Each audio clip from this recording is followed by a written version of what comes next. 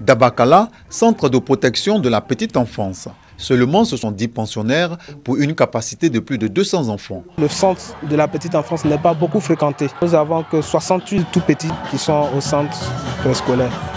Et donc, nous appelons véritablement nos parents à inscrire les enfants. Mais au-delà de ça aussi, on peut noter certaines difficultés. Il y a beaucoup de parents qui sont illettrés, qui eux-mêmes n'ont pas eu la chance d'aller à l'école. Donc, ils ne voient pas forcément la nécessité de mettre l'enfant à l'école. Pauvreté, analphabétisme des parents, quelques entraves à l'accès du préscolaire aux tout-petits. En 2012, une étude du ministère du Plan et du Développement révélait qu'un enfant d'un milieu favorisé a 20 fois plus de chances d'être inscrit dans un centre d'encadrement du jeune enfant. Celui qui a fait la maternelle, lui, on a eu le temps de voir comment il vit, on a eu le temps de rééduquer son comportement parce que chez nous, on dit le meilleur âge pour éduquer un enfant, c'est de 0 à 5 ans.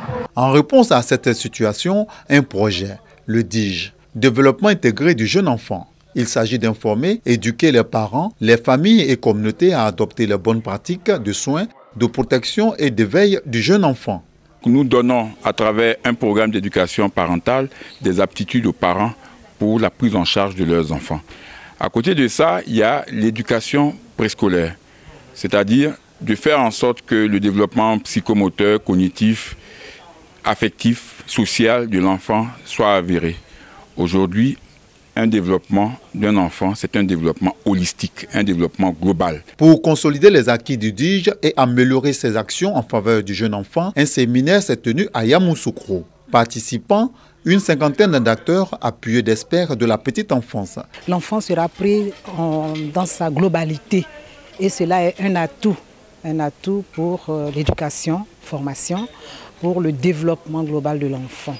Et je ne suis pas satisfaite parce que l'enfant est l'homme de demain. Avoir donc un document consensuel qui donne une vision, des stratégies et un plan opérationnel pour effectivement faire en sorte que à la fois les parents, les enseignants et les encadreurs puissent effectivement travailler ensemble.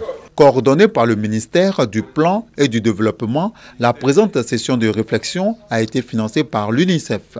Son objectif, contribuer efficacement à une meilleure prise en charge de la petite enfance.